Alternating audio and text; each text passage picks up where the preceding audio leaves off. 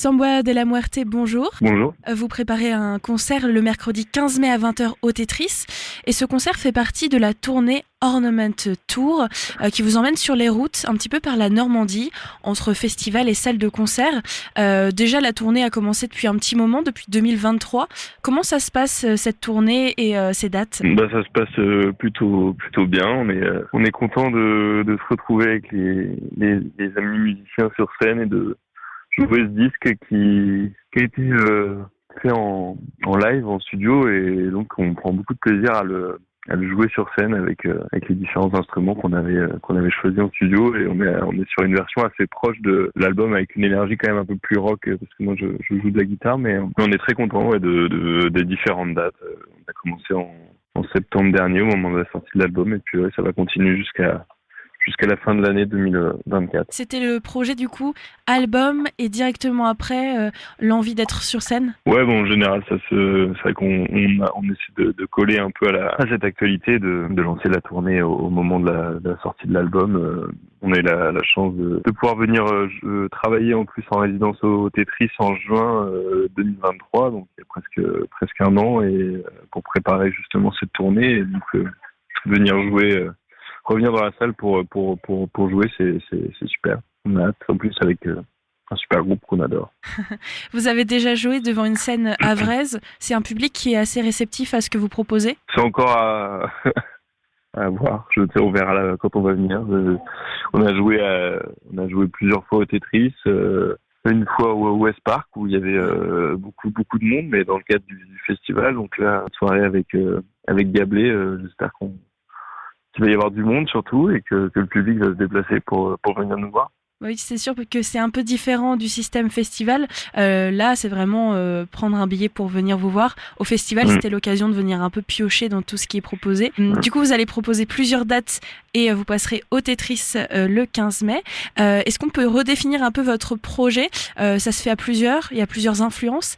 Sur le site du Tetris, on peut lire que vous avez un mélange entre pop sophistiqué, un peu talk, de l'avant-gardisme, des talking heads. Est-ce que c'est quelque chose dans lequel vous vous retrouvez et comment vous définissez un peu le projet Samba de la Muerte ? Ça a toujours été une question assez complexe parce que en fonction des albums ou des EP, mes envies changeaient. Donc c'est moi qui compose et qui suis un peu le chef d'orchestre au sein d'un groupe qui aussi change en fonction aussi des disques, et donc les instruments changent. Après il y a une basse qui reste depuis plusieurs années là, mais là c'est vrai que pour celui-ci pour moi c'est toujours une continuité depuis le premier EP jusqu'à aujourd'hui. Il y a un lien entre des choses qui se font par le public.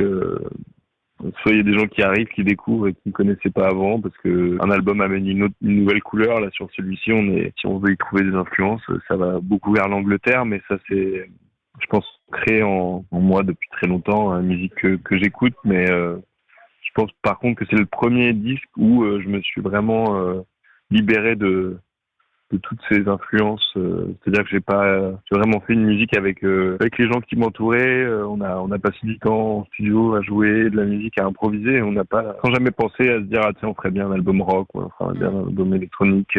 On s'est juste laissé porter par la musique et le fait d'être ensemble. Comment ça se passe du coup, ce moment de création ? Il y a ce temps de composition, vous vous mettez en studio, vous essayez des choses, et puis en fait ça passe, ou alors c'est plutôt se dire on va essayer plutôt comme ça. En fait, il n'y a pas vraiment de processus, c'est pas en solo et après vous le remettez ensemble, c'est plutôt ensemble que ça se construit. C'est vrai, il y a vraiment j'ai changé de processus de création pour cet album-là, avec l'envie de vraiment le partager avec des musiciens et musiciennes, et j'ai quand même j'ai eu besoin de passer une dizaine de jours tout seul avec juste un piano et poser des choses que j'avais en tête. J'enregistre beaucoup de choses, des mélodies sur mon téléphone, donc j'avais plein d'idées. Donc j'ai passé du temps tout seul, et puis après les musiciens m'ont rejoint et je leur ai fait écouter ce que j'avais fait. Et à partir de là, on a travaillé ensemble sur les maquettes que j'avais fait, et disant il y aura une batterie, une basse, un orgue, un piano, et puis ce sera les seuls instruments qu'on utilisera et ma voix pour créer des morceaux, quoi. On va pas essayer d'avoir une approche électronique où on produit de la musique et puis après on voit le chant. En fait, le chant était vraiment central avec le piano, et donc on est parti de cette base-là, ce qui donne une nouvelle une nouvelle esthétique au projet aussi, avec des chansons. Et voilà, en gros, j'ai fait plusieurs semaines tout seul et puis après en groupe et jusqu'à l'enregistrement au studio, on partageait tous les moments ensemble ça me faisait du bien d'avoir l'avis aussi d'autres personnes. Quel album serait le mieux pour découvrir en premier et se plonger dans cet univers ?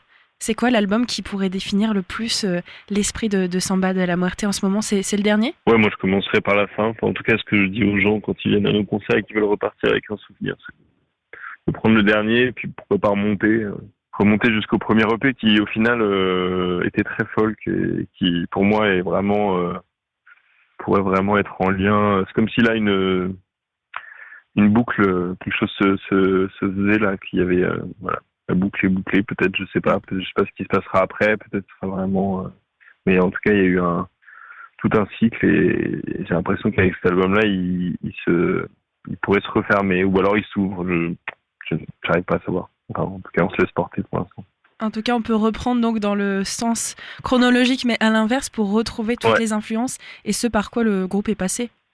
Ouais, je pense que c'est le meilleur des moyens. Et ce cycle donc qui peut-être se termine après la tournée, pour l'instant vous n'avez pas vraiment de projet, c'est à voir en fait ce que vous allez faire. Ouais, j'ai des envies justement de revenir à la musique électronique. C'est marrant quand je touche quelque chose du doigt, là je suis très heureux de la formule qu'on a qui est très live, j'ai voulu vraiment m'extirper de la musique électronique et là j'ai envie d'y revenir. Donc voilà, j'ai plein de contradictions, mais c'est ce qui fait ma musique.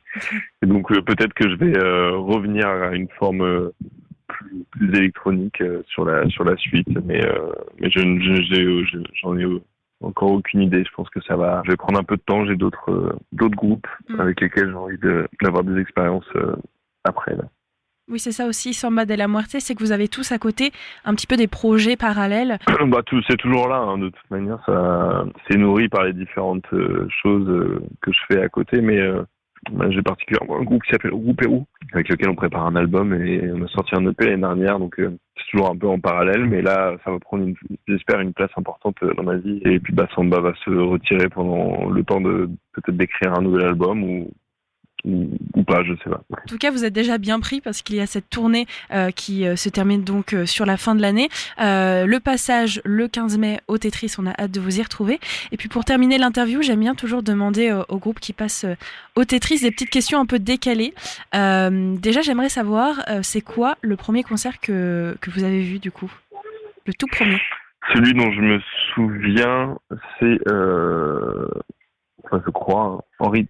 Je sais pas, peut-être Henri Texier, un contrebassiste de jazz qui est à Jazz sous les pommiers. Mes parents m'emmenaient tous les ans à Jazz sous les pommiers et j'aime y retourner maintenant. Et donc c'était ce contrebassiste de jazz. Et moi qui écoute que du jazz maintenant, enfin beaucoup de cette musique, je me souviens de ce concert où je suis sorti en me disant mais c'est quoi ça ? D'accord. C'est nul. C'était un choc un peu.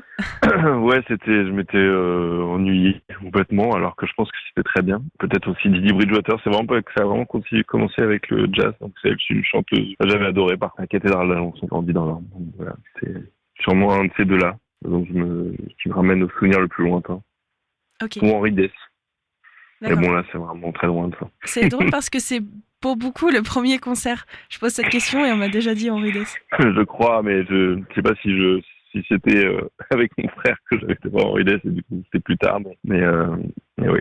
Okay. Je dirais Henri Texier. Et alors, le premier concert en tant qu'artiste, la première fois que vous êtes monté sur scène, ça vous a marqué ? Vraiment dans un groupe, je pense que au lycée, on avait des groupes, donc on jouait à la fin de l'année au lycée, mais j'ai dû faire un concert avant ça dans un groupe qui s'appelait Concrete Nights, qui après qui m'a lancé dans la musique pendant 10 ans, mais m'a joué à la fac d'Alençon. Et je me souviendrai longtemps de ce concert en disant merci au gars parce que le groupe existait, il avait déjà fait 1 ou 2 concerts, le groupe avant que je le rejoigne, et qui m'avait invité, et j'étais là, c'était super comme expérience, je sais pas si ça va continuer, mais j'ai bien aimé, et puis en fait je suis resté, et puis il y a eu toute l'histoire après de ce groupe. Je pense que le fait j'ai eu beaucoup de concerts quand j'étais petit ado, et quand je me suis retrouvé sur une scène, j'avais l'impression de savoir où j'étais, de connaître cet endroit en fait, de m'y sentir peut-être mieux que n'importe où. Et de pouvoir exprimer ce que j'avais envie, donc ça a vite été quand même un coup de foudre avec cette pratique.